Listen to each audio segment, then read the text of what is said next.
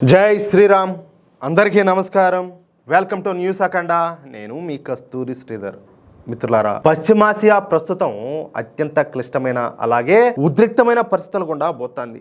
దశాబ్దాలుగా కొనసాగుతున్నటువంటి భౌగోళిక రాజకీయ సంఘర్షణలు ఈ ఏప్రిల్ నాటికి కొత్త మలుపులన్నీ కూడా తిరిగి ప్రపంచ ఆర్థిక వ్యవస్థ పైన తీవ్రమైనటువంటి ప్రభావాన్ని అయితే చూపిస్తున్నాయి. పశ్చిమాసియాలో ప్రధానంగా ఇరాను, అలాగే ఇజ్రాయెల్, అలాగే అమెరికాల మధ్యన ఈ ఉద్రిక్తతలో పరాకాష్ఠకైతే చేరుకున్నాయి.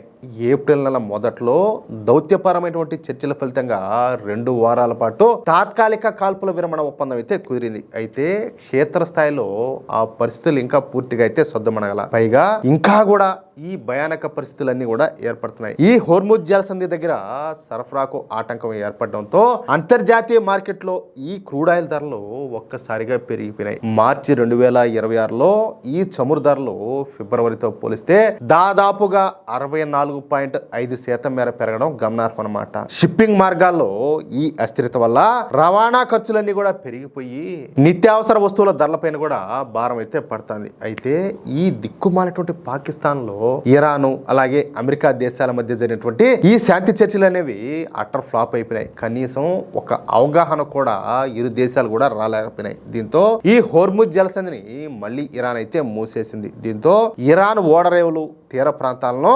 దిగ్బంధించాలని చెప్పేసి అమెరికా అధ్యక్షుడు డొనాల్డ్ ట్రంప్ ఆదేశించినటువంటి నేపథ్యంలో యుఎస్ సైన్యం అయితే రంగంలోకి దిగింది. ఇరాన్ ఓడరేవుల నుంచి ఒక్క నౌకను బయటికి రానియకుండా మరో నౌకను ఇరాన్ తీర ప్రాంతంలోకి పోనీయకుండా అడ్డుకునేందుకు అమెరికా ఈ పశ్చిమాసియా జలాల్లో అత్యంత శక్తివంతమైనటువంటి యుద్ధ నౌకలను అయితే మోహరించింది. ఈ ఆపరేషన్ లో 15 అధునాతన యుద్ధ నౌకలను మోహరించినట్లు అమెరికా సెంట్రల్ కమాండ్ అధికారికంగా ప్రకటించింది. అమెరికా చర్యలతో ఈ హోర్ముజ్ జలసంధిలో అంతా కూడా టెన్షన్ వాతావరణం అయితే ఏర్పడింది. ఇరాన్ ను అడ్డుకునేందుకు అమెరికా త్రిముఖ వ్యూహంతో ముందుకు పోతుంది.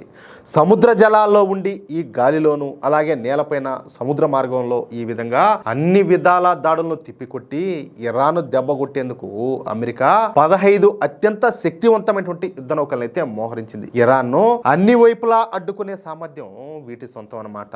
అమెరికా మోహరించిన వాటిలో యుఎస్ అబ్రహం లింకన్ అలాగే డిస్ట్రాయర్ నౌకాదళం ట్రిఫోలీ యాంఫిబియస్ గ్రూప్ అయితే ఉన్నాయన్నమాట. కానీ మనకు ఈ హోర్ముజ్ జలసంధి అనేది అత్యంత ముఖ్యమైనది. మనకు వచ్చేటటువంటి ముడి చమురులో 60% ముడి చమురు ఇక్కడి నుంచే వస్తుంది. అంతేకాకుండా 60% గ్యాస్ కూడా ఇక్కడి నుంచే వస్తుంది అన్నమాట. కానీ ఇరాన్ ఇప్పుడు ఈ హోర్ముజ్ జలసంధిని పూర్తిగా మూసేసింది. దీంతో మన భారతదేశం చెప్పాలంటే ఇరకాటంలో పడిపోయింది. అయితే భారత్ ఈసారి కూడా తన దౌత్య మార్గాల ద్వారా ఇరాన్తో చర్చలు అయితే జరిపింది. ఫలితంగా ఏంటంటే భారత నౌకలు ప్రయాణించడానికి ఇరాన్ అయితే ఒప్పుకునింది. చూడండి ఎట్లున్నా చూడండి మన మోడీ గారి దౌత్యం. ఈ విషయం పైన ఇరాన్ సుప్రీం లీడర్ అధికారిక ప్రతినిధి అయినటువంటి అబ్దుల్ మజీద్ హకీం ఇలాహీ కొన్ని కీలకమైన కామెంట్స్ అయితే చేశారు. యుద్ధం సమయంలో భారత్ చూపినటువంటి సానుభూతికి కృతజ్ఞతలు అయితే తెలియజేశారు. న్యాయం వైపు నిలబడేటటువంటి విషయంలో భారతీయులు ఎప్పుడు కూడా ముందుంటారని ఈ మజీద్ హకీం ఇలాహీ కొనియాడాడు. అంతేకాకుండా భారత్ మాకు మద్దతుగా నిలబడింది. ఈ విషయంలో మోడీ ప్రభుత్వానికి నేను కృతజ్ఞతలు అయితే తెలుపుతున్నా. ఆయుతుల్లా మరణానికి నేటితో 40 రోజుల పైగా పూర్తయిన సందర్భంగా జరిగినటువంటి ఈ సభలో ప్రభుత్వ అధికారులు అలాగే వివిధ పార్టీల నేతలు పెద్ద సంఖ్యలో పాల్గొన్నారు. వాళ్ళందరికీ కూడా మేము కృతజ్ఞులు అని చెప్పేసి ఆయన మన భారతదేశానికి కృతజ్ఞతలు అయితే తెలియజేశారు. సరే, ఇదంతా కూడా ఎట్లుంటే అమెరికా ఇరాన్ యుద్ధం పైన మన భారతదేశంలోని టెహ్రాన్ రాయబారి మహమ్మద్ ఫతాలీ కొన్ని కీలక వ్యాఖ్యలు అయితే చేశారు. తమ డిమాండ్లను అంగీకరిస్తే అమెరికాతో మరోసారి చర్చలకు సిద్ధమేనని చెప్పేసి చెప్పినారనమాట. అలాగే ఈ హోర్ముజ్ జలసంధి తమ దేశ ప్రాదేశిక జలాల్లో ఉందని చెప్పేసి గుర్తు చేశారు. భారత్ తో తమకు మంచి సంబంధాలు ఉన్నాయని, హోర్ముజ్ నుంచి వెళ్తే ఆ దేశ నౌకల నుంచి ఎలాంటి టోల్ కూడా వసూలు చేయడం లేదని చెప్పేసి ఆయన అయితే స్పష్టం చేశాడు. ఢిల్లీలో విలేకరుల సమావేశంలో ఆయన మాట్లాడుతా ఈ వ్యాఖ్యలన్నీ కూడా చేశాడు. అంతేకాకుండా తమ ఉన్నతాధికారులు అలాగే తమ ప్రతినిధి బృందం శాంతికి సిద్ధంగా ఉండాలని చెప్పేసి ఈ ఇరాన్ రాయబారైనటువంటి ఫతాలీ స్పష్టం చేశాడనమాట. చర్చలు కూడా సిద్ధమే గానీ ఇరాన్ యుద్ధానికి రెడీగా ఉందనే విషయాన్ని గుర్తుంచుకోవాలని చెప్పేసి హెచ్చరించారు. ఎవరిని? అమెరికాను.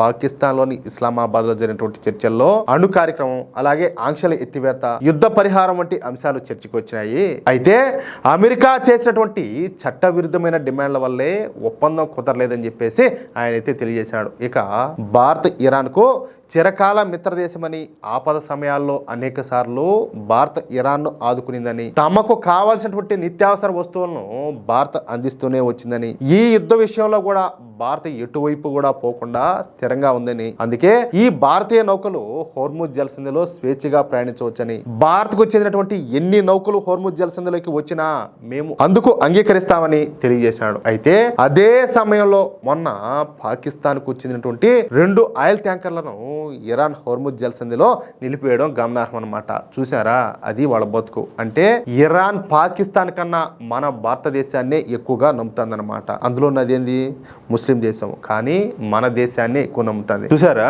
మన మోడీ గారి దౌత్యనీతి కావచ్చు, రాజకీయంగా ఆయన వేస్తున్నటువంటి అడుగులు కావచ్చు, ఏ విధంగా ఉన్నాయా.